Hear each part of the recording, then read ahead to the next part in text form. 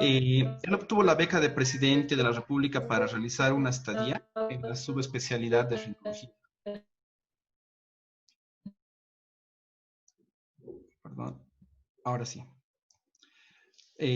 Para realizar una estadía en subespecialidad en rinosinusología y cirugía endoscópica de base de cráneo en la Sociedad Hispano-Alemana de Otorrinolaringología. Su estadía fue de carácter multicéntrico, incluyendo diferentes centros en Alemania, Austria y Suiza. Actualmente el doctor Nazar es profesor asociado de otorrinolaringología del Departamento de Otorrinolaringología de la Universidad de Chile, desempeñándose en el Hospital Clínico de la Universidad de Chile. Además es médico staff de la clínica Indisa. Actualmente su área de trabajo incluye rinología terciaria y cirugía endoscópica de base de cráneo. Entre sus áreas de desarrollo académico se incluyen la implementación del laboratorio de disección endoscópica nasosinusal para residentes en otorrinolaringología, en conjunto con el Departamento de Anatomía de la Universidad de Chile, la instauración periódica a partir del año 2005 de cursos de posgrado teórico-práctico en rinología y cirugía endoscópica de base de cráneo en la Facultad de Medicina de la Universidad de Chile. A partir del año 2016 es el director del programa de Fellow de Rinosinusología y Base de Cráneo del Departamento de Otorrinolaringología de la Universidad de Chile. Voy a activar solamente el audio al doctor Nazar. Buenas tardes, doctor. ¿Estamos conectados? Perfecto. Muy buenas tardes, doctor Gutiérrez. Un placer por la invitación, muy agradecido de la invitación. La verdad es un placer poder participar en esta sesión de Rhino Class de La Paz, con estos tres tópicos tan interesantes como la parte estética, cirugía endoscópica y base de cráneo. Y nada, un placer, agradecido por la invitación, y el doctor Gutiérrez me pidió que básicamente en esta sesión nos enfocáramos en la cirugía del seno frontal, y es así como que les voy a hablar en una primera parte de la charla de la anatomía del seno frontal, de las estructuras que vamos a tener que ir a ver antes de llegar al seno, y del abordaje progresivo. Así que más o menos la charla la vamos a dar en ese orden. A modo de introducción, quiero señalarles que el conocimiento anatómico es fundamental en cualquier tipo de cirugía, pero para tener una cirugía segura y precisa del seno frontal es muy importante que conozcamos todos los reparos anatómicos antes de llegar a este seno. La anatomía es muy variable, van a haber una serie de variaciones anatómicas que vamos a tener que estudiar previamente y que lo vamos a tener que identificar en la tomografía preoperatoria. Es una cirugía compleja que yo les diría que en general está en la curva del lado derecho en lo que es el aprendizaje del rinólogo, pero no por eso le tenemos que tener miedo. Y un poquito el objetivo de esta charla es sacarse los miedos con la cirugía del seno frontal para tener una cirugía muy segura. El seno frontal muchas veces nos puede dar enfermedad recurrente, es por eso que tenemos que hacer una cirugía buena desde el principio. Estamos próximos a estructuras críticas, las cuales no queremos dañar. Y también hay un punto interesante que es la introducción de nuevas tecnologías, como por ejemplo el neuronavegador, y que te pueden introducir a una falsa confianza, ¿ya? Y es por eso que, como mi amigo el doctor Franco siempre nos dice, que lo veo ahí en Caracas parece, la anatomía es fundamental. La anatomía es fundamental y es eso lo que nos va a dar una cirugía precisa, segura.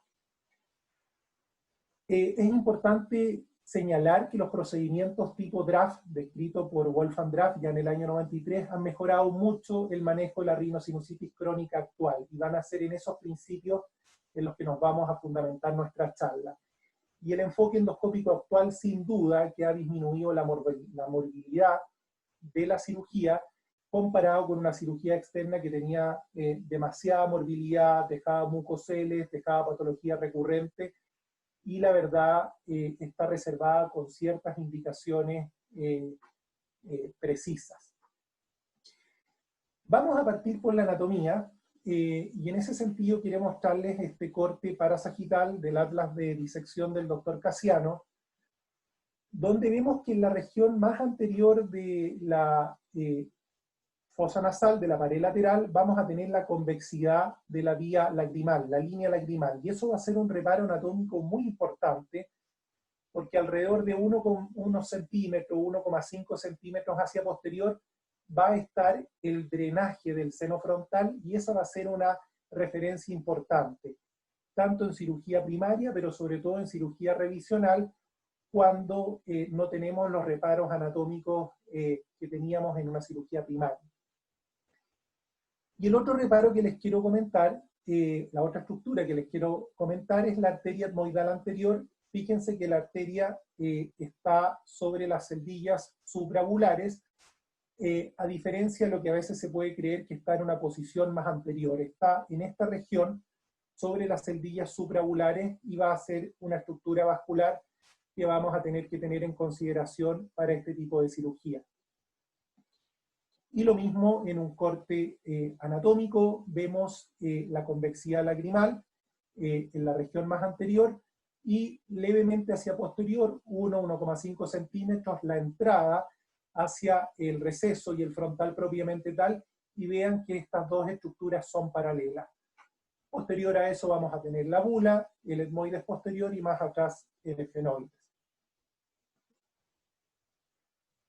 Entonces, más que hablar del seno frontal en cuanto a la cirugía, lo que uno va a hacer es una cirugía del tracto de drenaje del frontal, lo que vamos a llamar el receso del frontal.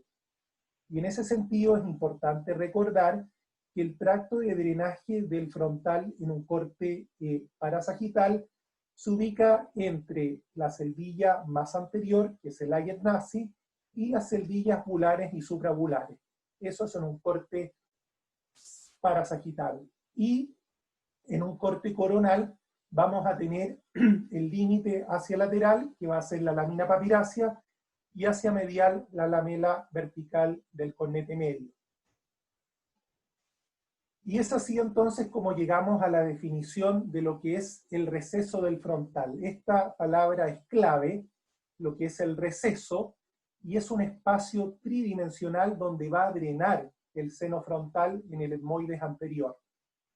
Y uno lo podría analogar a lo que es como la estructura de un cubo, donde vamos a tener un límite posterior, que va a ser la cara anterior de la bula etmoidal, un límite anterior que va a estar formado por el frontal beak, la espina nasal del frontal en la porción superior y el Layer nazi hacia inferior, y en un corte coronal los límites transversales van a ser la porción vertical del cornete medio y la lámina papirácea. Entonces, muy importante que este receso lo analoguemos a lo que es la estructura de un cubo, con esas 4 caras que tenemos que tener siempre en mente antes de ir a hacer la cirugía. Este es un paper de unos autores italianos que me facilitó un amigo, el doctor Daniel Cantero, también docente de la Universidad de Chile, donde se ven los límites del receso del frontal. Vemos que el límite medial va a ser la porción vertical del cornete medio, hacia lateral la lámina papirácea, hacia posterior la bula etmoidal y hacia anterior la pared posterior del Layer nazi. Esos van a ser los límites de los cuales ya hemos nombrado previamente. Ahora, esto se ve mucho mejor en una imagen tridimensional. Esta imagen es espectacular para que podamos entender lo que es el receso del frontal y sus límites. Vemos entonces, y reafirmando lo anterior, que el límite anterior va a estar dado por el Layer nazi y también en alguna parte por la inserción superior de la unciforme. Hacia posterior por la pared anterior de la bula etmoidal, hacia medial por la porción vertical del cornete medio y hacia lateral por la lámina papirácea. Esas van a ser las paredes que van a formar nuestro cubo. Y es importante tener esta imagen en mente. Vamos a hablar ahora un poquito de lo que se define como el ostium del frontal, que si bien no es un ostium verdadero, como lo es el ostium del maxilar, como lo es el ostium del esfenoide, esto más que nada se refiere a la cintura o el área de transición entre lo que es el seno propiamente tal y el receso. Corresponde a la cintura, a la parte más estrecha en esta transición del seno hacia el receso. Y por anterior va a tener como límite el frontal beak y hacia posterior un área específica en la base de cráneo. Este es el ostium o la cintura del frontal. Y es así como tenemos que tener en mente la imagen de un reloj de arena, ya donde la porción superior es el seno, la zona más estrecha corresponde al ostium y la porción inferior es la zona del receso del frontal que va a desembocar también en el infundíbulo del frontal. Vamos a hablar un poquito de lo que es las variantes que tiene la inserción de la apófisis muciforme. Sabemos que hay algunas variantes que son más frecuentes, y es así como la apófisis muciforme se puede insertar en la lámina papirácea formando un receso terminal. ¿Ya? Esa va a ser la inserción más frecuente, pero van a haber algunas inserciones menos frecuentes donde la unciforme se va a insertar al techo del etmoide o se puede incluso insertar hacia el cornete medio y van a condicionar un poquito el tipo de drenaje que va a tener el frontal, que ya lo vamos a ver un poco más adelante. También tomado de la misma referencia de este paper italiano de Pasquini y colaboradores. Y aquí vamos a ver una serie de imágenes anatómicas que me facilitó el doctor Franco, donde vamos a ver la región en la cual vamos a ir a trabajar en el receso del frontal. La región donde trabajamos va a ser lo más anterior de la nariz, a nivel de la apófisis ascendente del maxilar, como vemos acá en este corte y como vemos acá en esta imagen endoscópica. La porción superior de la apófisis ascendente del maxilar o la apófisis frontal del maxilar va a corresponder a la celdilla del Laien-Nassi. Y es así como algunos autores, como el profesor Filippo, consideran que el Laien-Nassi correspondería a una neumatización de la inserción lateral del cornete medio. Pero quiero que vean ustedes que vamos a trabajar en una región bastante anterior en relación a la apófisis frontal del maxilar. Luego va a aparecer lo que es el frontal beak, que es este hueso compacto, duro, que muchas veces vamos a tener que ir a fresar en cirugía, y que la imagen que vamos a tener endonasal va a ser esta, donde vamos a ver todo este frontal beak, y aquí visto un poquito lo que vamos a tener que ir a sacar de ese frontal beak para ampliar ese receso del frontal. Aquí lo estamos viendo desde la fosa nasal y aquí lo estamos viendo desde dentro del seno frontal propiamente tal. Y vean ustedes que esta es la región también con la correlación de la imagen endoscópica. Muy importante la vía lagrimal. La vía lagrimal va a ser una referencia en casos revisionales y es así como vamos a tener el saco lagrimal y el conducto, y levemente hacia posterior va a estar la zona del Laien-Nassi. ¿Ya?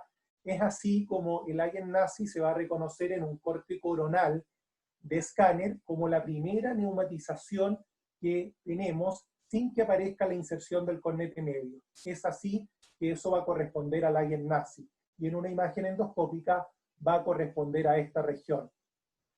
Pero entonces quiero que tengan en mente la estrecha relación de la apófisis ascendente del maxilar con su referencia, que es la línea lagrimal, y hacia posterior el Laien-Nassi, que es la llave del seno frontal en el fondo. Esa va a ser la llave, el acceso para entrar al seno.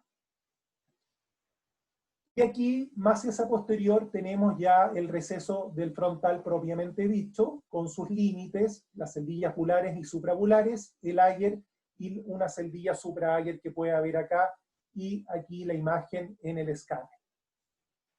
Ya más hacia posterior tenemos la apófisis fusiforme, el hiatus semilunar y la bula etmoidal. Ya en esta región estamos mucho más hacia posterior, pero se las quiero mostrar para que tengan la referencia anatómica.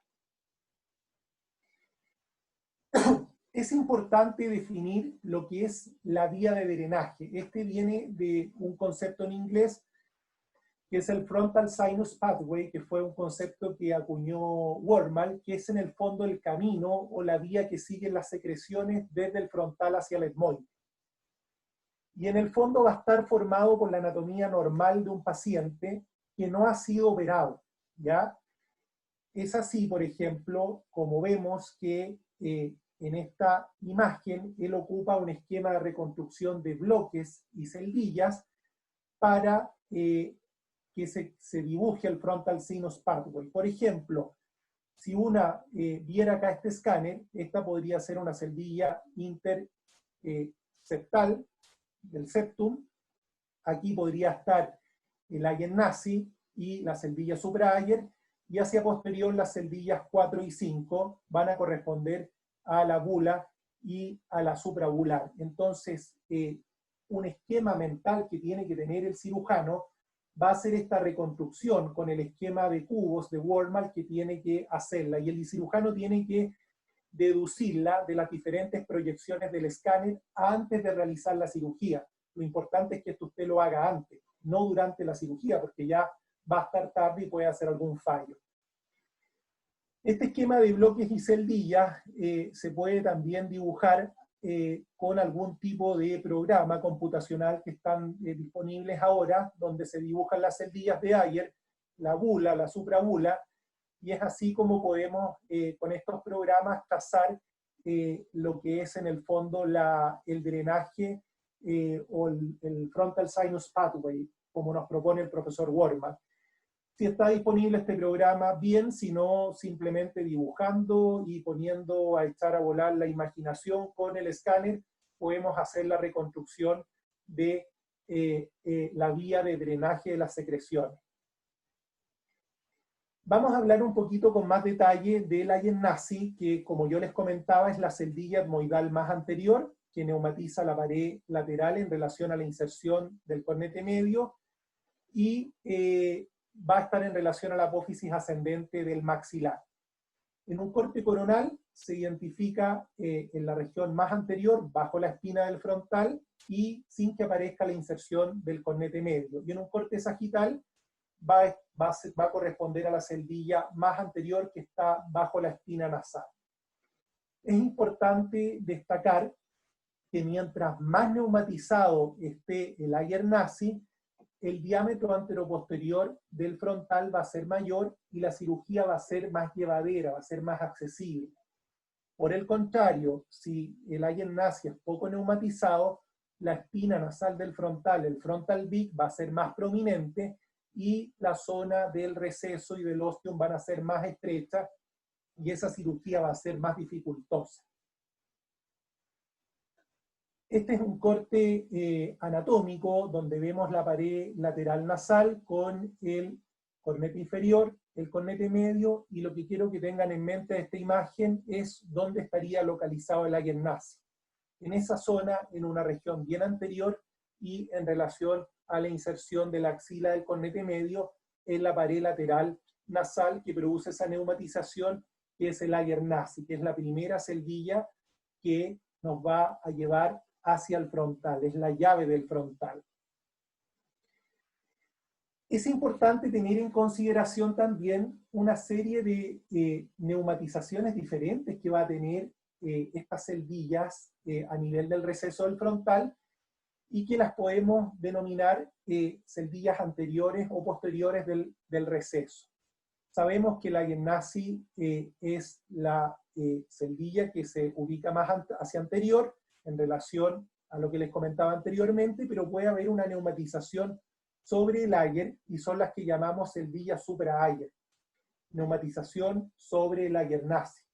Ahora, si esta neumatización llega a meterse al seno frontal, le llamamos celdilla supra-Ayer frontal.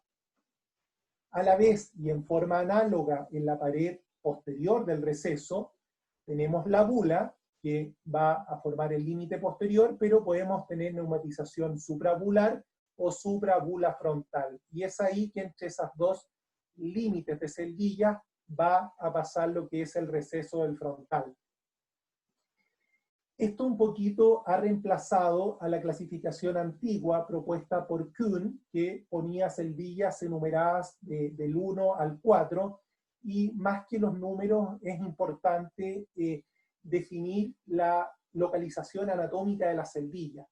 Y esto es algo que fue estandarizado en el año 2016 en la clasificación internacional de anatomía del seno frontal, donde participó también un colega chileno, el doctor Callejas, de la Universidad Católica, y se sistematizó la terminología para las celdillas en lo que yo las he mostrado anteriormente, hablando de las celdillas de la pared anterior, las celdillas anteriores, ayer, supraayer frontal, bula, suprabula frontal, y se agregaron dos celdillas más también que ya las vamos a ver a continuación. Este es el esquema que les quiero mostrar y que ocupamos en el Hospital Clínico de la Universidad de Chile, donde nuestros residentes tienen que dibujar o colorear según la neumatización que tenga el paciente. Y es así como ellos van coloreando de acuerdo a la neumatización que se encuentre, ya sea en la región anterior o en la región posterior del receso, antes de entrar a quirófano. Es lo ideal hacerlo. Vamos a ver estas otras dos celdillas que también fueron definidas por la clasificación del 2016 IFAR, y va a ser una celdilla interseptofrontal que va a corresponder a una neumatización superior del septum frontal que puede desplazar el drenaje hacia lateral, perdón. Y la celdilla se encuentra en la región medial.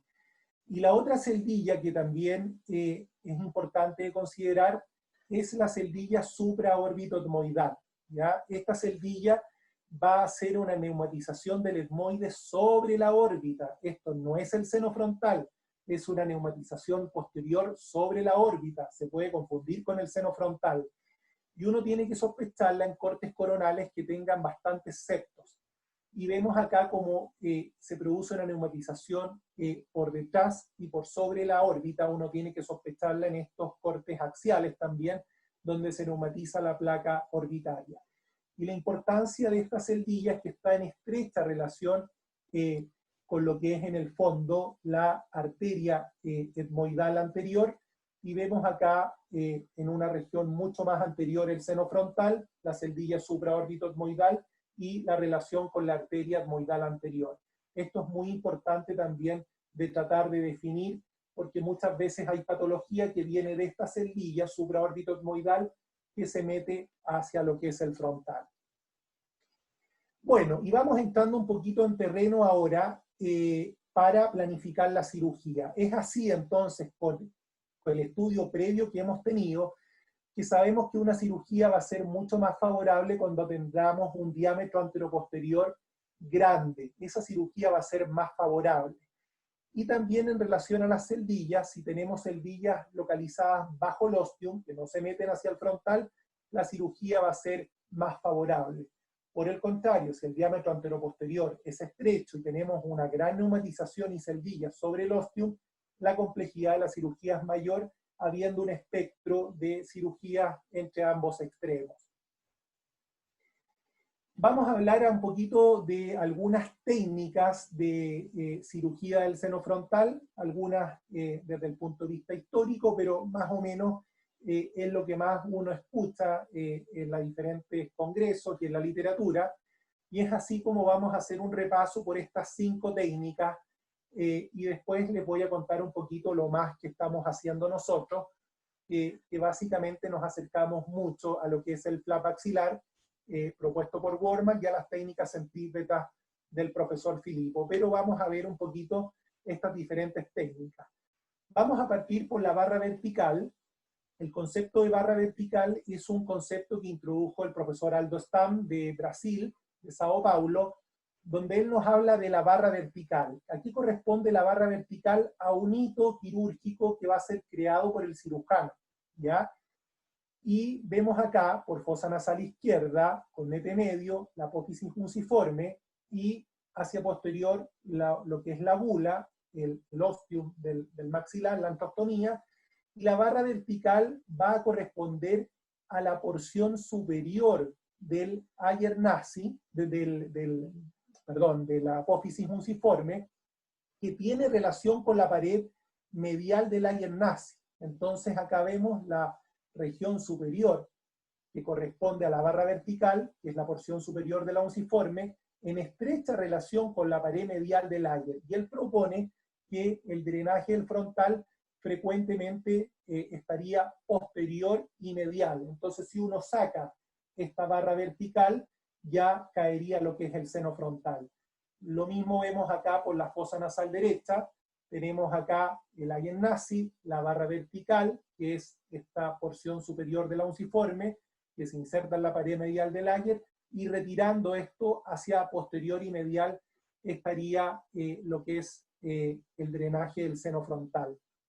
Este es un concepto interesante que en algunos casos se puede realizar, pero no siempre se puede, porque a veces hay neumatización variable, pero sin embargo es una técnica que es interesante de recordar. Vamos a hablar un poquito de las diferentes inserciones que tiene la apófisis fusiforme, que esto es algo que propuso el profesor Stamberger en los inicios de la cirugía endoscópica del frontal, y que yo les comenté anteriormente que la fusiforme generalmente se inserta medial a la lámina papirácea, y así el frontal drena directamente al meato medio. Por el contrario, en algunos casos esta fusiforme se inserta en el cornete medio o se inserta en la base de cráneo, y esto condicionaría un drenaje directamente hacia el infundíbulo etmoidal. El profesor Stamberger, en los primeros trabajos, en el año 95, nos propone el concepto de uncapping the egg para el acceso a la cirugía del frontal, descascarando la cáscara de huevo, sacando la cáscara de huevo, donde él básicamente propone que un huevo, puede ser un huevo a la copa, como decimos en Chile acá, puesto en un sostenedor, uno lo invierte, y uncapping the egg correspondería entonces a retirar esta cáscara, que correspondería a la pared posterior y superior del ayer, hasta liberar la zona del ostium frontal, viniendo desde posterior hacia anterior a nivel de la base de cráneo. Estos fueron conceptos iniciales, originales, pero que se los quiero traer por tratarse de una charla de seno frontal. Tenemos que hablar de esta técnica. Lo que más estamos haciendo en el hospital clínico, y que les voy a mostrar los casos a continuación, es el flap axilar. El flap axilar corresponde básicamente a trabajar con un endoscopio de 0 grado de frente al ayer nasi, en vez de trabajar con endoscopios angulados y viniendo desde posterior hacia anterior, como nos proponía el profesor Stamberger. Aquí vamos de frente y corresponde a hacer un flap axilar a nivel de la axila del cornete medio, y una vez que uno hace el flap, va a ubicar el ayer nasi, que es la llave del frontal, su pared anterior, su pared posterior, y luego vamos a entrar a la zona del seno propiamente tal. Y esto lo propone él con ópticas de 0 grado. Eso es muy interesante porque es mucho más fácil de trabajar. Como vemos acá, por fosa nasal izquierda se hace un flap a nivel de la axila del cornete, presentando lo que es el ayer nasi, y resecando esto ya podríamos entrar directamente al frontal. Posteriormente está, y por último, la técnica del profesor Filippo, también de Brasil, donde él nos propone la técnica centrípeta. La técnica centrípeta corresponde a una identificación precoz de la lámina papirácea, del seno frontal y de la base de cráneo, con incisiones bastante anteriores, no hacer la incisión en la fusiforme, sino hacer la incisión a nivel de la apófisis frontal del maxilar, y con una identificación precoz de estas estructuras que van a ser los límites de nuestra disección, y tratando de sacar la patología en bloque. Entonces, estas son un poquito las técnicas. Y por último, les quiero comentar una técnica también de Australia, del profesor Harvey, que él nos propone un abordaje outside in. Y este abordaje básicamente consiste en encontrar la primera neurona olfatoria a nivel de lo que es el techo de la fosa nasal, haciendo un colgajo, donde lo primero que se identifica es esta arteria, que es el ramo nasal de la arteria etmoidal anterior, y un poquito más hacia posterior estaría esta primera neurona olfatoria. 5 milímetros por adelante estaría la zona donde vamos a entrar al frontal directamente, y que es interesante para algunas cirugías revisionales. Se habla mucho de la cirugía asistida por navegador, y en ese sentido la Academia Americana de Otorrino considera que la cirugía del seno frontal sería una de las indicaciones de cirugía asistida por navegación. Puede ser una ayuda en algunos casos más complejos o para resección de tumores, pero la verdad es que esto puede ser usado solamente por el cirujano que ya tiene una experiencia y un conocimiento anatómico acabado. En ese sentido, los cursos de disección que ustedes puedan hacer son fundamentales para adquirir un adiestramiento adecuado y puedan ir con una seguridad a la cirugía. Ningún navegador le va a poder reemplazar lo que es el conocimiento anatómico, a lo cual yo quiero hacer mucho énfasis en esta presentación. Así que estas dos cosas van de la mano, y no inducir falsas confianzas con tecnología. La tecnología no le va a hacer la diferencia, y por eso los cursos, los conocimientos son fundamentales.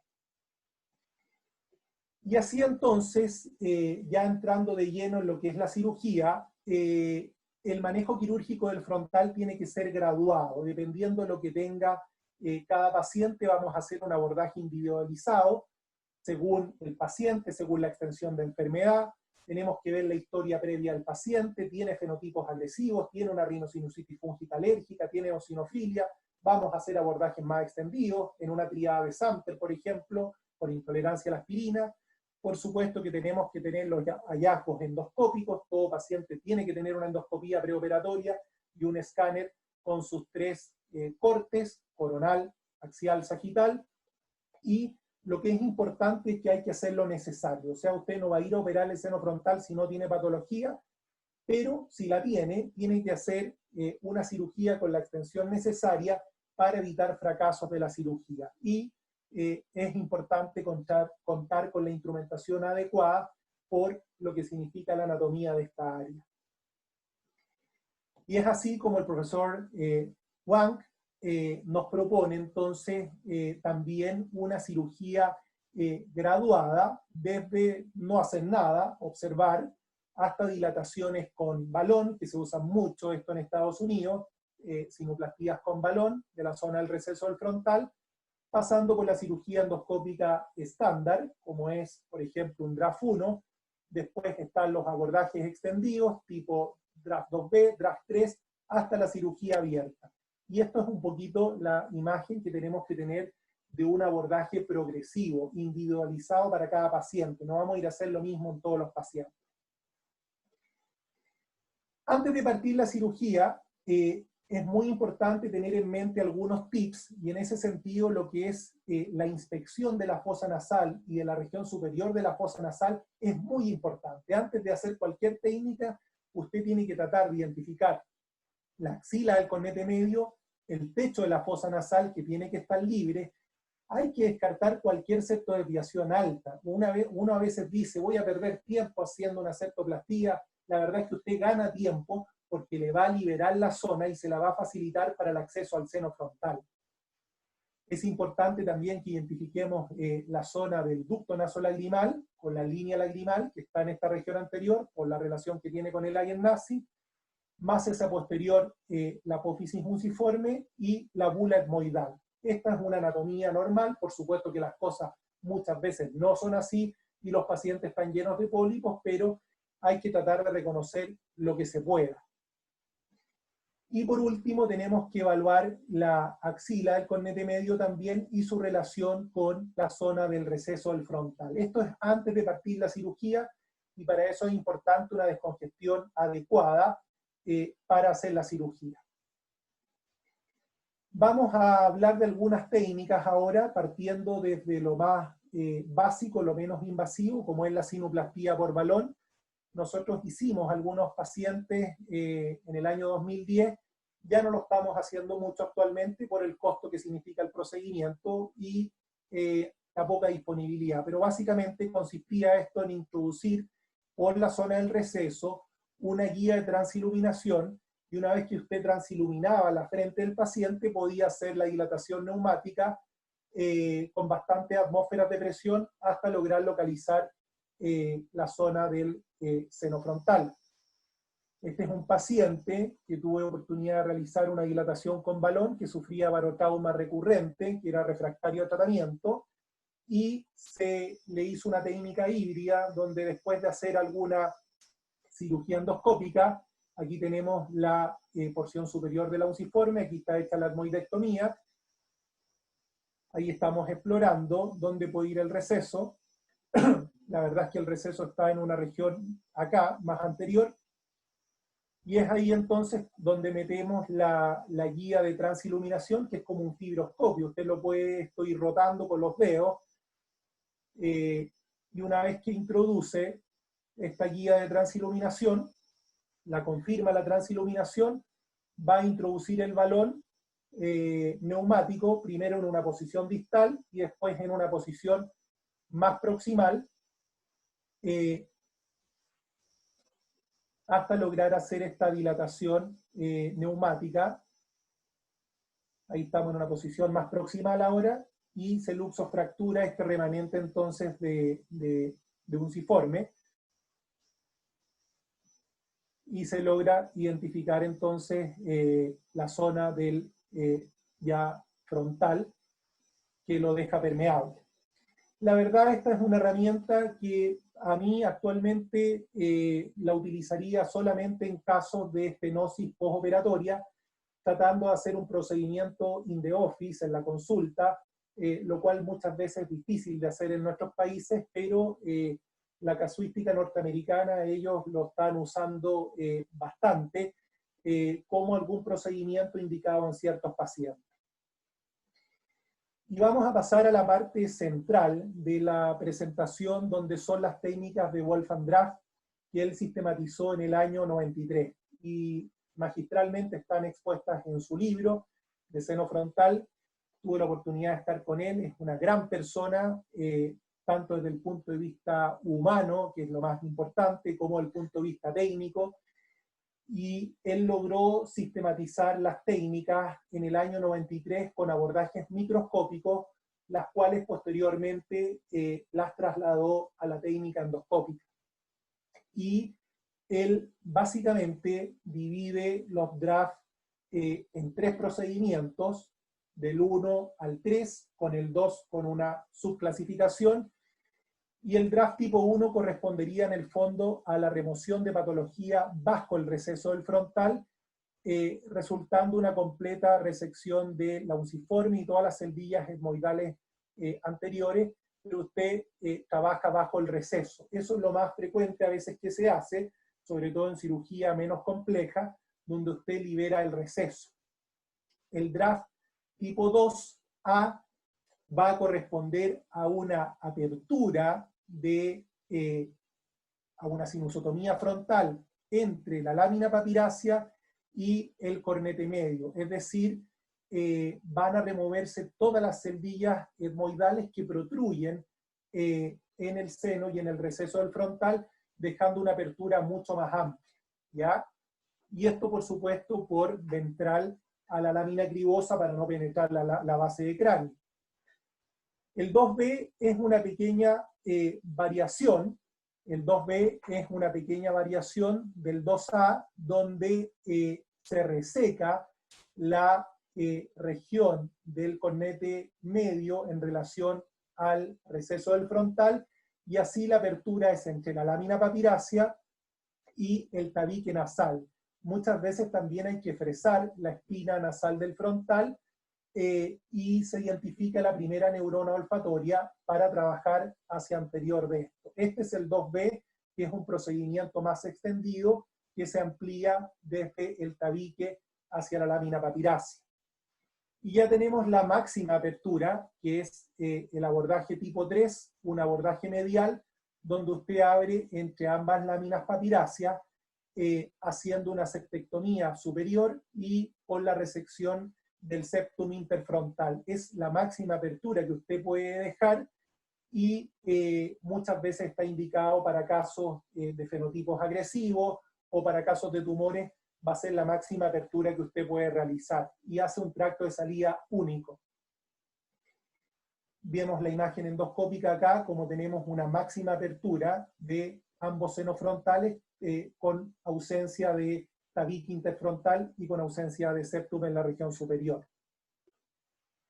Y es así como en esta apertura tipo 3 se crea lo que es la T frontal que definió el profesor Draft. Y esa T frontal va a estar formada por la rama corta de la T, que va a corresponder al canto posterior del piso al frontal, y la rama larga vertical, que va a corresponder a la lámina perpendicular con su inserción en la base de cráneo. Se crea este reparo anatómico que es la T frontal. Y se ubica la primera neurona olfatoria para tener seguridad de trabajar hacia anterior de eso. Esa es la clasificación de Draft original. Recientemente el profesor Eloy en Estados Unidos, en el año 2016, nos propone algunas modificaciones, variaciones de esta clasificación original, que yo se las voy a mostrar, si bien no es lo más frecuentemente estandarizado, pero hay situaciones donde tiene sentido esto. Y él agrega 4 categorías más, dividiendo el Draft 2 en 6 categorías. ¿Cuál es un 2C, por ejemplo? Según el profesor Eloy, correspondería a un Draft 2B, en el cual se abre entre la lámina papirácea y el septum, resecando el cornete medio, pero con una ventana septal superior para tener un acceso contralateral. El 2D también correspondería a un procedimiento de apertura entre la papirácea y el tabique, pero con una ventana interfrontal superior para ir a manejar esta patología que usted no puede manejar por este lado. Por ejemplo, en un paciente con una protrusión de la grasa orbitaria, un paciente que tenga descompresión orbitaria previa, usted no va a ir a trabajar por el mismo lado y puede hacer este procedimiento. Y así él nos propone otras categorías, como por ejemplo un 2E, donde lo que él propone es una apertura entre la papirácea y el tabique, resecando la porción superior del tabique para evitar hacer un procedimiento más extendido. Y por último el tipo F, donde él se va por el medio del piso del seno frontal, evitando tocar los recesos. Son algunas variaciones, como les digo yo, pero básicamente nosotros todavía utilizamos la clasificación de Draft original. Estas son las indicaciones para las cirugías propuestas por el profesor Draft, desde el tipo 1 a la 3. La tipo 1 es cuando falla, por supuesto, la terapia conservadora de una rinosinusitis, cuando tengamos algunas complicaciones orbitarias de sinusitis. La primera cirugía, cuando no hay factores de riesgo como intolerancia a la aspirina, como asma, o también después de una completa etmoidectomía uno va a ir a revisar el receso del frontal. Esa sería la indicación para el drenaje tipo 1. Para el drenaje tipo 2, mucoceles, piomucoceles, cirugía de tumores, factores de riesgo, por ejemplo, con complicaciones de sinusitis más severas. Y el tipo 2B serían las mismas indicaciones de la A, pero cuando tengamos un diámetro muy pequeño de apertura del frontal que sea menos a 5,7. En esos casos habría que apresar y ampliarse también tanto hacia anterior como hacia el tabique nasal. Y las indicaciones tipo 3 son para pacientes con muchos factores de riesgo, como por ejemplo piedad de Santer, fenotipos agresivos, eosinofilia, mucoviscidosis, síndrome de silo inmóvil, donde usted sabe que tiene que tener la máxima apertura. La casuística de nuestro servicio, un poquito para ir terminando con algunos casos de nuestro servicio, desde el año 2013 al 2019 llevamos 76 pacientes donde se ha hecho algún tipo de procedimiento frontal, donde lo más que hacemos actualmente son abordajes extendidos, tipo 2B, tipo 3, en algunos pacientes tipo 2A, y esto que era lo más frecuente antes del año 2013 ha quedado un poquito en retirada, quizás por la complejidad de la cirugía que nosotros recibimos. La mayoría de estos pacientes son evaluados en un equipo de rinosinusal, somos 3 colegas que vemos el escáner, vemos la endoscopía y tomamos la decisión óptima para cada caso. Y es así como los diagnósticos principales, esta es una revisión que hizo un residente nuestro, Christopher Salazar, casi la mitad de los pacientes tienen rinosinusitis crónica, con pólipos o sin pólipos, un 15% mucoceles, piomucocele también otro tanto, 12%, papilomas invertidos, 15%, y otros tumores donde incluimos fundamentalmente tumores fibroóseos como osteomas frontales, o displasia, o fibroma osificante. Y aquí algunas características, por ejemplo, la mayoría de los pacientes con pólipos tenían una pansinusitis, un 20% una tríada de Sample. Vamos a ver ahora algunos casos de nuestro servicio. Este es un paciente con un papiloma invertido por fosa nasal izquierda, donde hicimos un procedimiento tipo draft 2A. Se ve cómo estamos resecando acá, primero haciendo un debulking tumoral, con microdebridador también, por fosa nasal izquierda. Vemos acá lo que podría ser parte con nete medio. Resecamos también algunas tabicaciones del etmoides, tratando de identificar lo que es la zona del receso del frontal. Este es un paciente que tiene otra anatomía, no tiene la anatomía que les mostré previamente, estamos infiltrando hacia posterior. Vemos ahí cómo vamos a hacer primero una uncinectomía. Y estamos sacando secreción, menos mal el maxilar no tenía patología. Revisamos el esfenoide, estaba libre también, esto es hacia posterior. Y vamos a hacer un flap axilar, acá por fosa nasal izquierda. El flap axilar a veces se conserva la mucosa, otras veces no. La verdad, hay que tratar de preservarlo. Vemos la vía lagrimal, cómo hace prominencia, y empezamos el fresado en la región entonces de la espina nasal del frontal. Vemos el papiloma, cómo se mete hacia el seno frontal, y aquí vemos incluso que podemos acceder hacia el seno frontal contralateral. Hicimos aquí como una pequeña variación de lo que ha propuesto el profesor Eloy, y logramos controlar el seno frontal izquierdo completo y también tener un control del otro lado que no había patología. Vemos acá cómo sacamos el último remanente y este paciente tiene adecuado seguimiento. Luego vemos ahí los últimos restitos de papiloma. Recordemos que el papiloma invertido tiene posibilidades de recidiva, así que hay que ser bien meticuloso, y menos mal con este paciente nos fue bien. Esta es una paciente de 57 años que tenía 4 cirugías previas. Era una paciente que tenía una cefalea intratable. Ella tomaba opiáceos todos los días, tramadol, por una cefalea intratable, y vemos acá básicamente unos mucoceles frontoetmoidales bilaterales. Así que lo que se hizo en este caso, vamos por la fosa nasal derecha, vemos que es un paciente que está operado, remanente con nete medio, el etmoides acá. Este podría ser el saco del mucocele. Vamos accediendo acá con un instrumento de oído. Este es un bisturí de Plester, donde accedemos ahí. Vamos un poquito aspirando la secreción. Vamos con una pinza Mushroom después y aspiramos secreción. Uno podría tentarse de dejarlo hasta ahí, pero la verdad esto tiene posibilidades de cerrarse, así que hay que hacer una marsupialización amplia. Entonces con instrumentos cortantes vamos ampliando hacia anterior, hacia la pared lateral también, con pinzas Kerrison, con pinzas Kerrison vamos tratando de ampliar.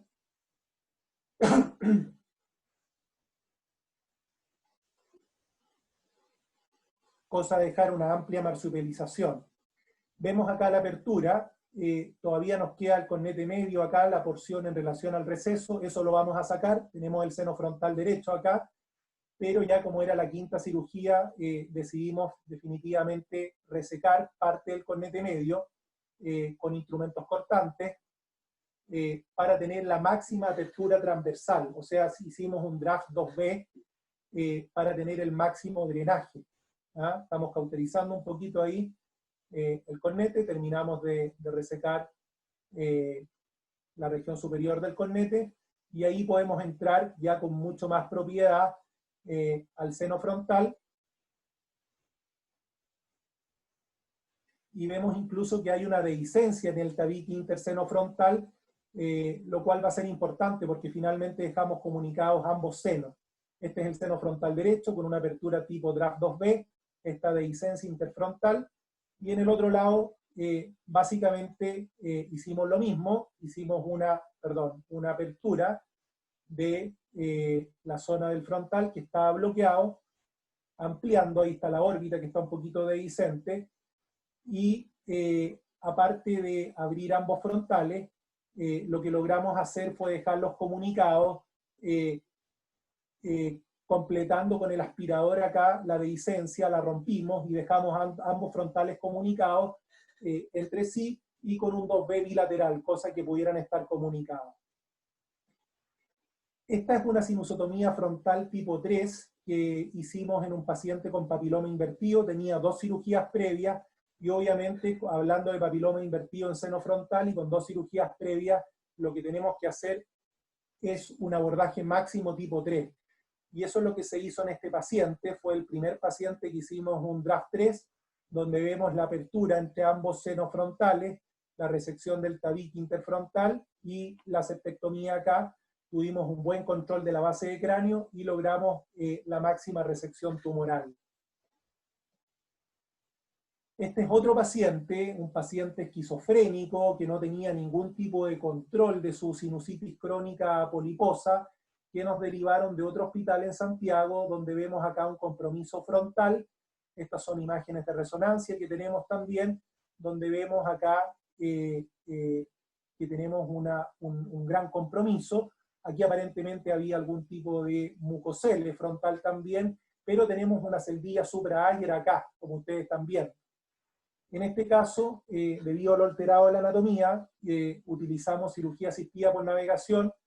Por fosa nasal derecha estamos resecando todo lo que son los pólipos nasales para tratar de acceder al seno frontal, y aparte del acceso al seno frontal hicimos un full house con una esfenoidectomía. Vemos acá la secreción espesa que tenía este paciente, como con aspecto de mucina alérgica también.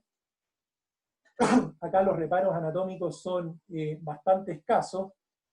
Vamos con un shaver ampliando un poquito la entrada. Con la fosa nasal izquierda también resecamos los pólipos, y aquí sí que tenemos alguna referencia, hacemos un flap axilar, que es la técnica donde vamos con un endoscopio de 0 grados, levantando sobre la apófisis ascendente, y después de eso con pinzas Kerrison y con fresas, logramos entrar al seno frontal izquierdo, como vemos ahí, pero eso tenemos que ampliarlo. Vamos con fresas entonces, ampliando, luego hacemos una septectomía superior. Es un paso de la cirugía que a veces sangra bastante, pero sin duda que es importante, y estamos tratando de hacer esta septectomía mucho más precoz. Vemos acá ya va tomando forma un poquito nuestra cirugía, y vemos el seno frontal derecho, el seno frontal izquierdo, la septectomía, y vamos a tener que ampliar mucho más eso, ¿ya? Recuerden ustedes acá que en el lado derecho también había una celdilla supraayer que vamos a tener que ir a resecar. Y que continuamos con el fresado, hay que dejar un buen diámetro anteroposterior, resecamos acá con cuidado, y ahí estamos liberando esta celdilla supraayer. Este no es el seno frontal propiamente tal derecho, sino que es la celdilla supraayer, y la estamos liberando, y ahí logramos entrar en forma adecuada. Posteriormente completamos la cirugía. y aquí tenemos la apertura que logramos en ese paciente que ha tenido unos buenos controles con algo de cierta estenosis postoperatoria, pero es un seno funcionante. Este es otro caso, nos quedan un par de casos, doctor Roberto, bien interesantes, más breves. Es un paciente que tenía una sinusitis crónica, que le habían hecho un draft 2B previo, pero vemos acá esta celdilla supraayer que está bloqueando todo el seno frontal derecho también en este caso. Y nos decidimos por un abordaje extendido, por fosa nasal izquierda, vemos el cornete medio. Ahora estamos en la fosa nasal derecha, hacemos el flap axilar, levantamos ese colgajito, la apófisis ascendente y hacia posterior está el ayer nazi, que es lo neumatizado, logramos entonces resecar el ayer y después vamos a fresar parte de la apófisis ascendente y del big del frontal para tener un amplio acceso. Vamos a hacer un abordaje tipo 3. Por fosa nasal izquierda tenemos alguna sinequia. Vamos a hacer la septectomía ahora, que este es un paso que estamos haciendo más precozmente. Sacamos ahí todo el septum superior para tener un control mucho mejor de ambos senos frontales. Ahí tenemos lo que es la pared posterior del ayer, una vez que hemos hecho el flap axilar, y resecando la pared posterior del ayer, vamos a caer en el seno frontal derecho, y aquí tenemos la región superior del tabique, y vamos ampliando con pinzas Kerrison y con fresa, ¿ya? Aquí hay que tratar de dejar lo más amplio posible, porque ya un paciente que se había operado 2 veces antes. Liberamos también hacia anterior, y vamos ampliando el seno frontal izquierdo, y aquí entramos al seno frontal izquierdo, vamos ampliando aquí hacia lateral, pero recuerden ustedes también que había una celdilla supraayer, y eso es lo que estamos liberando ahora con un instrumento angulado. Logramos entonces romper esta celdilla supraayer para que nos quede el seno frontal mucho más liberado. Entonces, este es el seno frontal izquierdo, este es el derecho, una vez liberada la celdilla supraayer. Después seguimos con el resto de la cirugía. Se completa la resección de la parte del cornete medio también, y dejamos un acceso bastante amplio y, menos mal, con buena evolución. Tratamos de dejar espumas hemostáticas y ningún tipo de taponamiento. Este es otro caso con un velamiento único, un tipo mucocele frontal izquierdo, donde lo que hicimos en este caso también fue un abordaje directo con óptica de 0 grados. Confeccionamos el flap axilar, resecamos ahí la apófisis ascendente y vamos con pinzas Kerrison subiendo hasta que logramos acceder al ayer nazi, y después de eso llegamos a lo que es el frontal, fresamos un poquito el big del frontal hacia anterior, y este es el saco del mucocele que se logra liberar, quedando más o menos un acceso interesante desde el tabique hacia la órbita. Este es un abordaje bien interesante, ya el penúltimo caso, que es un abordaje outside in, que es lo propuesto por Richard Harvey, donde uno lo primero que hace es ubicar la primera neurona olfatoria. Era un caso también recurrente con patología crónica rinosinusal, y lo que nos propone el doctor Harvey de Australia es hacer esta como cúpula desde el tabique, techo de la fosa nasal y pared lateral, despegar todo esto hacia atrás, y una vez que uno lo despega, ubica el ramo nasal de la arteria etmoidal anterior, y luego la primera neurona, y anterior a eso entra el frontal. Este es el caso entonces que hicimos en nuestro hospital, donde vamos aquí por fosa nasal derecha, creando este colgajo como en una cúpula, desde la pared lateral hasta el techo, y luego el tabique, y vamos con algún tipo de instrumento ubicando el primer ramo de la etmoidal anterior. y después la primera neurona olfatoria. Y una vez que ubicamos eso, en este caso, como fue el primero que hicimos, neuronavegamos y efectivamente estamos en la zona, así que con un taladro, con una fresa angulada, logramos entrar al seno frontal teniendo esa referencia que es la primera neurona olfatoria, ¿ya? Y vemos acá entonces ya la mucosa del seno que estaba con patología. Es un abordaje bastante interesante, sobre todo para casos revisionales, ¿ya? Y es ahí donde nosotros le hemos dado mayor énfasis. Veamos que no entramos por el receso, entramos nosotros por el piso del frontal con un abordaje medial y luego vamos a ampliar la zona del receso del frontal que está hacia posterior. Y ya para ir terminando con el último caso, les quiero mostrar este caso, que es un paciente también con patología crónica rinosinusal, tenía un gran compromiso, lo preparamos para ir a cirugía, y vemos una gran celdilla interfrontal, celdilla Ayer y celdilla supra-Ayer acá en los cortes coronales. Así que también se le ofreció un abordaje extendido, un abordaje tipo 3, por fosa nasal derecha estamos haciendo el flap axilar. Levantamos la mucosa, llegamos a la gimnasia acá, y una vez que retiramos la pared posterior del Ayer, vamos ampliando un poquito acá la apófisis ascendente del maxilar, logramos entrar hacia el frontal, ¿ya? Ampliamos un poquito más hacia anterior acá, presando el bit del frontal.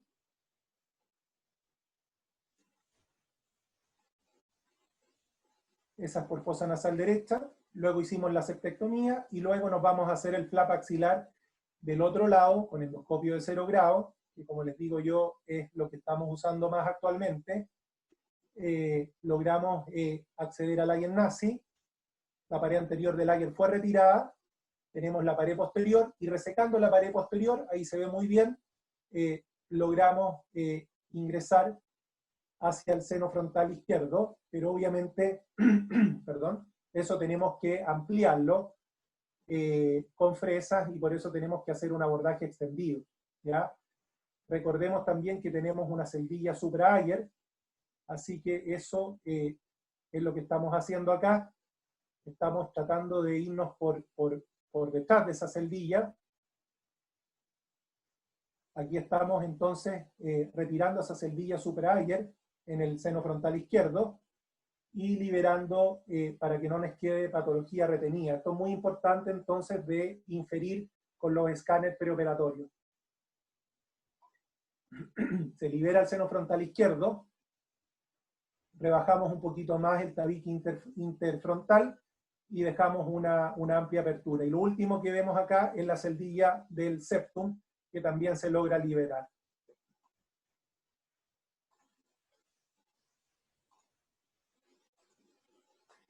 Complicaciones del seno frontal, para ir terminando, podemos tener sangrado, por eso es importante el análisis importante de la arteria etmoidal anterior, rinorraquia, si es que trabajamos muy medial y lesionamos la base de cráneo. La estenosis y la obliteración postoperatoria es una posibilidad, se dice que hasta un 20 o un 30% de los pacientes con abordaje extendido tipo 3 podría haber algún tipo de cierre postoperatorio. Por eso hay que ser muy cuidadoso con la mucosa y con el manejo de la mucosa para evitar esta estenosis.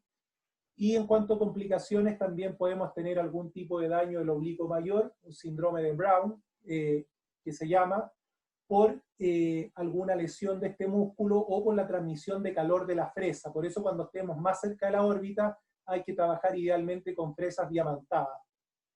Poco frecuente, no hemos tenido ninguna de las tres últimas, un caso con sangrado que se manejó en forma adecuada.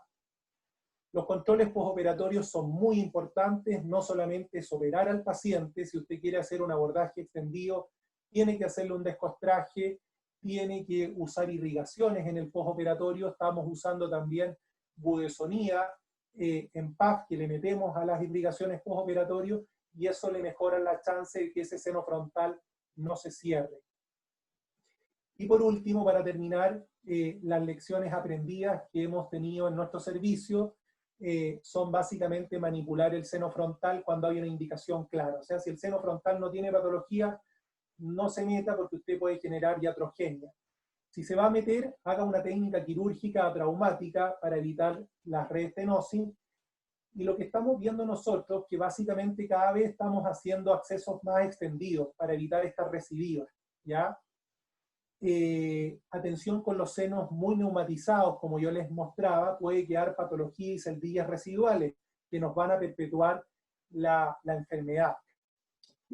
Así que es muy interesante también saber que la cirugía es una herramienta, ¿no? Nosotros no vamos a ir a curar al paciente con la cirugía va a ser una herramienta, un medio para que pueda llegar la medicación tópica de mejor manera con estas cavidades más extensas. Y es muy interesante también, y lo que queremos hacer ahora nosotros es implementar algún tipo de score para la cirugía como el SNOT 22. Así que con eso termino mi charla. Quiero agradecer a mis otros dos colegas de la unidad rinosinusal, el doctor Rodrigo Cataldo, nuestro jefe, el doctor Alfredo Nasser. Aquí estamos en el curso de cirugía endoscópica del año 2019, en el frontis de la universidad. Sin ellos esta presentación no sería posible porque somos equipos y trabajamos siempre en conjunto.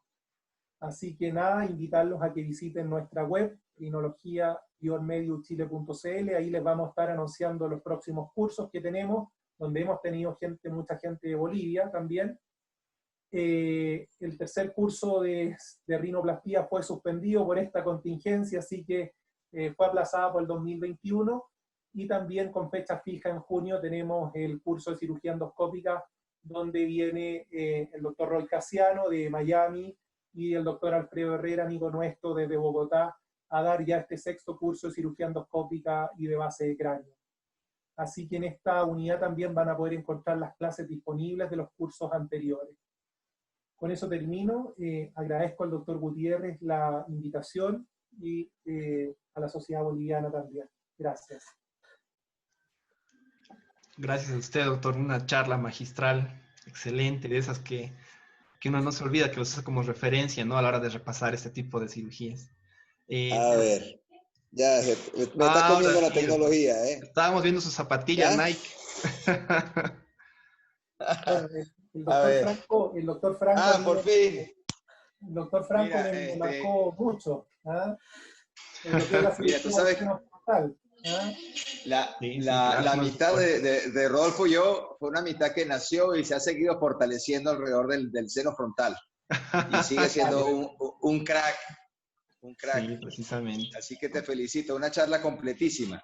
Me llamó mucho la atención algunas cosas que comentaste, Rodolfo, sí, y me gustaría que elaboraras un poco más al respecto, ¿no? Perfecto. Mi casuística en frontal es distinta a la tuya. Yo opero por lo menos 90% draft 2A. O sea, para mí nada más hay 2 cirugías cerradas y 2 cirugías abiertas de frontal y no más. Porque todo lo demás me parece que o no funciona o tiene una tasa de fracaso mayor. Entonces, yo solamente hago draft 2A y si eso falla, un draft 3 o si es una cirugía, si tengo que instrumentar muy lejos dentro del seno frontal o es una patología más agresiva. Y el resto están los abordajes abiertos, sean combinados o un flap osteoplástico. Ese es nuestro grupo. Pero nosotros no somos un grupo universitario como el tuyo que tiene referencia de todo el país y que tiene patologías muy complejas. Y quizás por eso vemos que ustedes hacen abordajes ampliados, 34 de 70 y tantos pacientes eran draft 3, mientras que 20 y 22 eran abordajes más conservadores. No, Jesús, ahí entonces el problema es que los draft 2B también, llamamos abordajes. Sí, también. El 2B más el 3, pero de esos serán unos 23 y tantos pacientes con abordaje tipo 3. ¿Ah? Imagínate, entonces lo que me llama la atención es que, bueno, que en el momento que uno mete una fresa en la nariz, empiezas a tener problemas con la estenosis y la morbilidad. Correcto. Nosotros hemos tratado en algunas ocasiones de poner mucosa para cerrar eso, ya haciendo el colgajo o poniendo la misma mucosa del septum, poniéndola allí, o poniendo la mucosa del piso de la nariz para revestir el ósteo. ¿Qué medidas aplicas tú en tu postoperatorio para disminuir la tasa de estenosis? Sí, mira, bueno, nosotros revisamos justo hace poquito la casuística, que la revisó un residente nuestro, el doctor Salazar, porque justo lo vamos a presentar en un meeting. Nosotros tenemos más o menos un 20% de estenosis con un 80% de permeabilidad, ¿ya? La verdad, un poquito lo que te comentaba yo en cuanto a los controles postoperatorios. O sea, nosotros somos obsesivos en el grupo. Ese paciente se cita todas las semanas, con los residentes lo descostramos, insistimos en las irrigaciones prácticamente desde el alta hospitalaria, con irrigaciones de alto flujo, que les podemos agregar budesonida también, y la verdad con eso tenemos más o menos un rango de permeabilidad del 80%, lo cual a un abordaje extendido es bastante bueno, porque tenemos estenosis hasta cierre hasta el 30%. No usamos algún tipo de colgajo. Yo he visto esos colgajos, sobre todo los usa un profesor de Taiwán, se lo vi en el curso de la Academia Americana, tiene mucha experiencia él, que pone los colgajos del mismo septum. Cuando hace la ventana septal, él preserva esos colgajos y los pone en la pared posterior y en la pared lateral, mostrando una buena factibilidad. Nosotros la verdad no lo estamos haciendo. Podría haber algún tipo de crítica a eso, que él cubre también la región del área olfatoria y podría disminuir también lo que es el olfato. Como te digo yo, más que nada con los controles, el descostraje, las irrigaciones y esta obsesión que tenemos en el grupo con Rodrigo, que está ahí también, si quiere comentar algo, en cuanto a este paciente, citarlo semanalmente hasta que su mucosa esté sana. Perdemos media hora, pero ganamos el tiempo que le vamos a evitar una segunda cirugía. Fantástico, gracias. A ver, doctor, bueno, para los dos en todo caso la pregunta. ¿Alguna vez pasa, ¿no? Los mucoceles que se extienden hacia una celdilla que es fronto, etmoido o supraorbitaria dentro de su nueva clasificación? Y en este caso, ¿cómo aborda este tipo de, el final del mucocele, que ya estaría bien lateralizado, ¿no? Y que es muy difícil de verlo?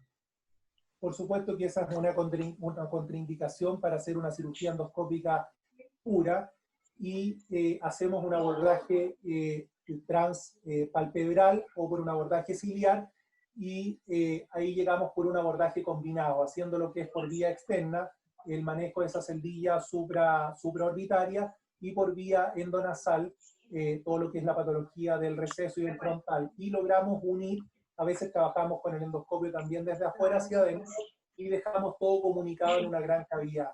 Pero por supuesto que esas indicaciones, hemos tenido casos de eso, no se los puse, hemos tenido 2 o 3 casos con esas celdillas supraorbitarias, y manejamos así. Alguna vez me ha pasado que también el oftalmólogo, o sea, los oculoplásticas, ¿no? De que pueda haber ya hecho el tipo de drenar el mucocele, y después cuando entramos nosotros, pues ya está tocado por fuera. Entonces a veces combinamos recién y nos encontramos con una comunicación con la órbita. En ese caso, si es que pasara, ¿usted prefiere colocar algún tipo de techo, una placa, o lo deja así nomás comunicado con la celdilla? La verdad, los casos que nos han tocado, doctor Roberto, no hemos hecho ningún tipo de reconstrucción. Eso epiteliza después. Lo importante es que quede todo comunicado hacia la nariz. Pero la verdad no hemos hecho, en los casos que hemos tenido, algún tipo de reconstrucción sobre la órbita o sobre el techo de la órbita. Y lo dejé igual y tenía esa duda de decir, tal vez los doctores hacen algún tipo de reconstrucción. No sé, doctor Franco, ¿usted qué experiencia tuvo al respecto? Porque eso es algo que a uno le complica, ¿no? Cuando está empezando a hacer bien chévere todas las draft 3 y demás, y se encuentra con una que está bien lateralizada y dice, uy, ¿y ahora qué hago? Claro. Bueno, mira, como tenemos una charla la semana que viene, no quiero spoilearla. Y vamos a tocar este tema, ¿no? Va a dejar en suspenso. Pero sí, tenemos una charla bien chévere con eso para la con el celdilla, Franco. Sí, pero bueno, la celdilla supraórbito-etmoidal es la celdilla más difícil de operar. La celdilla supraórbito-etmoidal para el frontal es lo que es la celdilla de Onodi para el efenoide. Sí. Es una celdilla que tiene unas referencias anatómicas muy intrincadas, porque el techo de la celda es la base del cráneo. En la parte posterior tienes la arteria etmoidal anterior. Correcto. Y debajo tenemos la órbita. Entonces es una celdilla que tiene una anatomía difícil. Nosotros lo que hacemos en esos mucoceles que se meten más en la órbita que en la nariz es comunicarlos con el frontal comunicarlo con la nariz todo lo que podamos. En muchos casos dejamos allí un stent. Entonces, por eso yo le preguntaba también a Rodolfo qué hacía. Como en Venezuela no tenemos stents de buena calidad, pues bueno, ustedes saben la situación que tenemos a Maduro, ya ustedes se salieron de Evo, gracias a Dios. Sí. Nosotros colocamos cualquier tipo, por ejemplo, bueno, podemos colocar una sonda de silicón o un tubo de Silastic, o podemos utilizar la malla de Silastic que se utiliza para oído medio, ¿ok? Si es un tubo, lo recorto aproximadamente como de unos 10 centímetros. Un extremo entra dentro de la celda y el otro extremo lo dejo metido dentro del efenoide. Y no queda colgando en la nariz. En el efenoide, sí. Si tengo que abrir el efenoide, lo dejo metido en el efenoide y ya me queda en todo el techo y no se me cierra nada. Y después cuando lo halo, lo traigo, se me deja abierto todo el camino. ¿Ok? En caso que hagamos un full house fest. Pero dejar ahí un Silastic me ayuda porque esa celdilla se formó en mucosales justamente porque su drenaje es muy pequeñito. Correcto. Entonces no sé qué hace Rodolfo allí. ¿Tú la comunicas con el frontal o la comunicas con la nariz o los dos? Nosotros tuvimos un caso que me acuerdo que, aprovechando que está Rodrigo acá, pero un paciente de él, donde se hizo una apertura y uno de los casos protruyó la grasa y ahí se volvió a cerrar y ahí tuvimos que ampliar, hacer un abordaje mucho más extendido. Quizás Rodrigo nos puede comentar algo porque era un caso de él. ¿Te acuerdas, Rodrigo? Lo quiero presentar también a Rodrigo. Rodrigo es miembro de nuestra unidad y él va a exponer la próxima semana. Hoy tenemos noche de spoilers, doctor, ¿no? Estamos ya como Sí, afinando la siguiente semana. Hola Jesús, ¿cómo estás? Gusto saludarte. ¿Cómo ¿Qué estás, más? querido? Rodrigo, ¿cómo estás? Bueno Qué verte gusto. bien, qué bueno verte bien. La verdad es que nosotros drenamos Igual, Dios amigo, igual. ampliamente, bajamos ese tabique que se forma entre las dos estructuras, la bajamos en dirección al frontal. Ese paciente que habla Rodolfo, nosotros abrimos con la incisión superciliar, logramos, perdón, palpebral, logramos drenarlo hacia la fosa nasal y al frontal, o sea, dejamos como una estructura más pareja. El problema del Silastic, me gusta el Silastic, pero el problema del Silastic es que se forma mucha costra.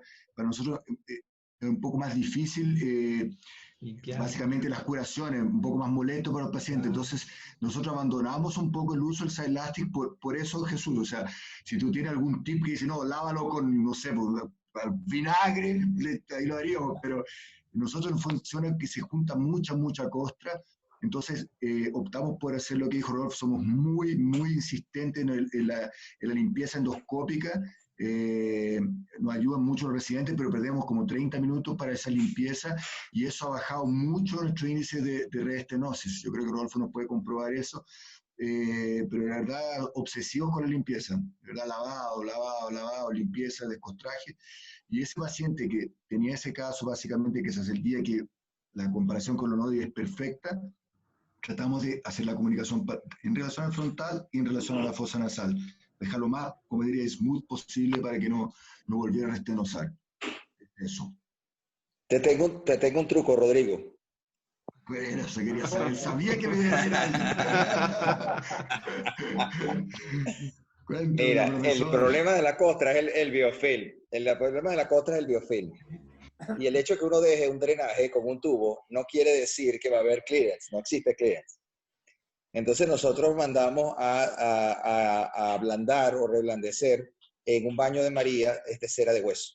Y yo relleno el tubo, lo relleno con cera de hueso, dejo que se solidifique y luego lo corto. Entonces lo que dejo realmente es un tapón. Un tapón metido en el seno y las bacterias no se me meten hacia el seno. Entonces no se me infecta tan fácilmente en el postoperatorio. Y luego cuando lo saco, en otras palabras, abro un mucosel y lo vuelvo a tapar. ¿Sí? Y cuando quito el tapón ya me está epitelizado, lo hago usualmente a las 3 semanas.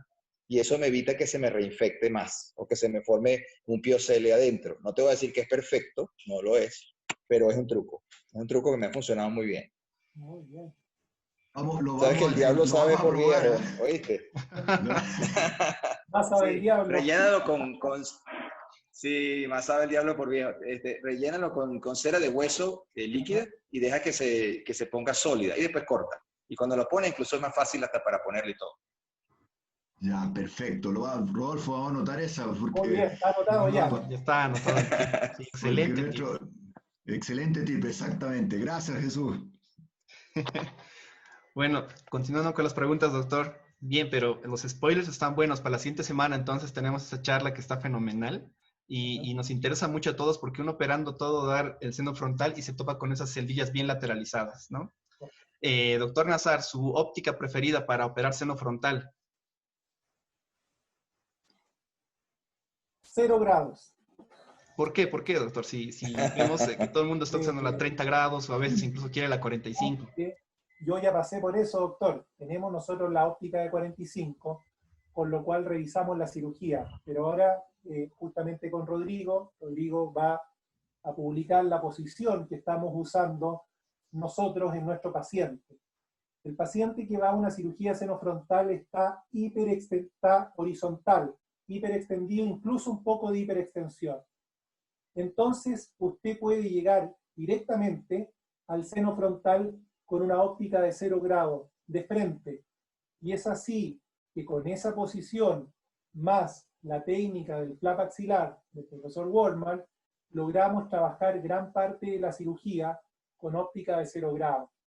Después, para alguna parte de la cirugía, para la, por ejemplo, porción más superior del frontal o lateral, podemos usar alguna óptica angulada, como la de 45 grados, que sin duda que nos mejora la visión, pero es mucho más difícil de manipular. Y uno se tupe también con los instrumentos angulados. Entonces, nosotros nos hemos simplificado mucho la vida con esta posición y con el endoscopio de 0 grados y los angulados solamente para revisar. Se le va a simplificar esto con lo que le digo. Está muy bueno eso, pero la posición está en decúbito dorsal completo o le ponen un leve Trendelenburg. Sí, el paciente totalmente horizontal, incluso con la cabeza un poco hiperextendida, cosa que uno llegue directo al frontal. Lo que hacíamos al principio cuando partimos esto antes, era semisentar al paciente, cabeza en 30, en 45 grados, eso obviamente nos desproyecta el seno. Ahora estamos con el paciente totalmente horizontal o incluso en hiperextensión, y eso nos deja el seno frontal de frente. Realmente nos ha cambiado un poquito y nos facilita bastante las cosas. Si tuviera que tener una óptica más sobre la mesa, yo pondría la óptica de 45 grados, que te va a permitir revisar y hacer algunas partes de la cirugía y también te va a permitir trabajar en forma angulada en el maxilar. Esas serían las dos ópticas, pero con esta posición mejoran mucho las cosas. Excelente, doctor. Hablando de la técnica outside in, sí, buscando la primera neurona, que me recuerda a una clase práctica con el doctor Franco, justamente, el primer draft 3 que hicimos, ¿no?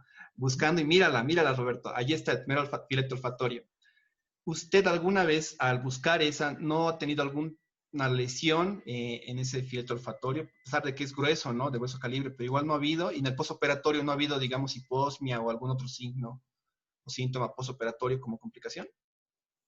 No, la verdad, doctor, con los abordajes que hemos tenido outside in, que son limitados, no es lo que hacemos de rutina, lo hacemos para casos revisionales, no hemos tenido, no dio gracias, fístula, ni tampoco algún tipo de hiposmia. Uno ubica el primer filete olfatorio y va tratando de ir, porque esa zona sangra mucho generalmente cuando uno hace un colgajo. Entonces, uno va con un aspirador de colador lo menos traumático posible, ojalá un aspirador succión Romo, y tratando de identificar entonces el filete, pero sin penetrar, por supuesto, a lo que es el área cribosa, ni penetrar a la base de cráneo. Puede ser una posibilidad, pero con estas precauciones debieran ser menos las posibilidades.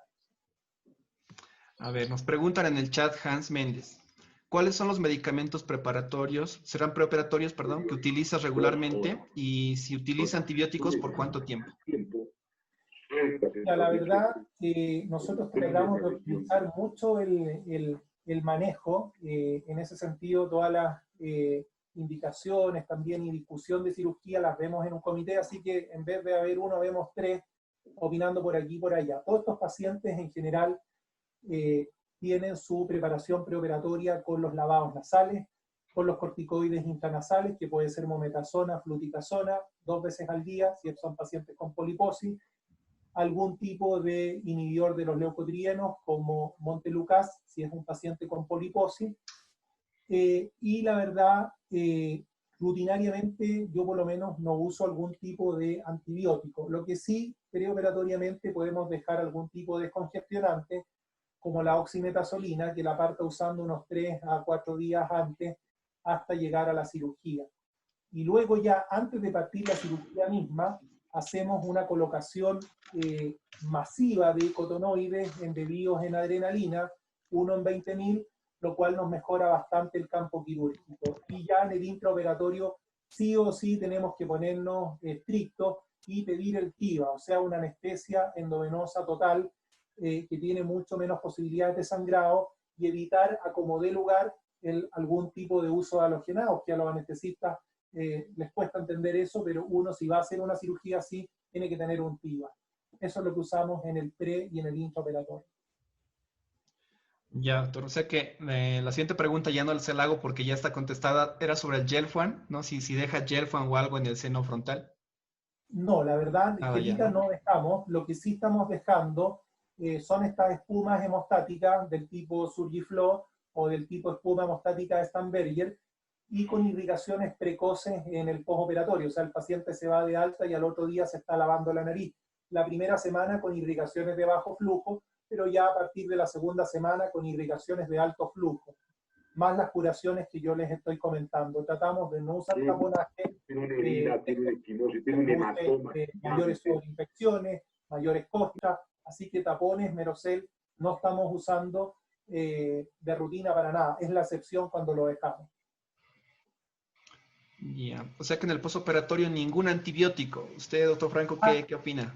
Antibióticos, perdón, en el postoperatorio sí dejamos, yo dejo antibióticos, sí, a pesar de no dejar algún tipo de taponaje en el postoperatorio por la espuma y por todo lo que fue la manipulación, una semanita de algún antibiótico lo dejamos y no le va a hacer mal. Jesús, ¿qué haces tú? Sí, yo también, de hecho yo cultivo transoperatorio siempre, porque te puede llevar sorpresa de cuál es la bacteria que tienes allí que no sabías, ¿no?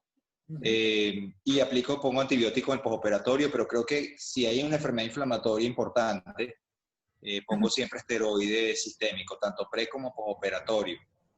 Y hablando de los grados, Rodolfo, para felicitarte por tu charla y sobre todo por la bebé que estás por ya nacer y adornar tu familia. Yo no quiero brindar con 0 grados ni con 30, sino con 40 grados.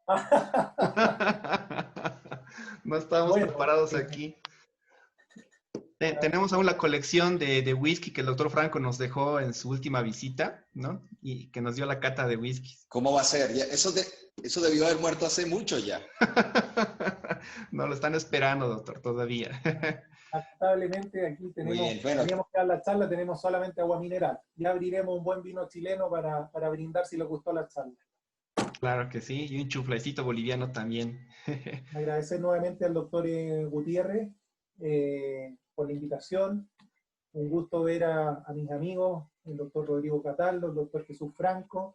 Espero que todos nos podamos reunir en algún momento presencialmente y poder hacer lo que nos gusta, que son también los cursos, las cenas, la camaradería, los brindis, como buenos latinoamericanos que somos. Así que agradecido nuevamente y les dejo un gran abrazo.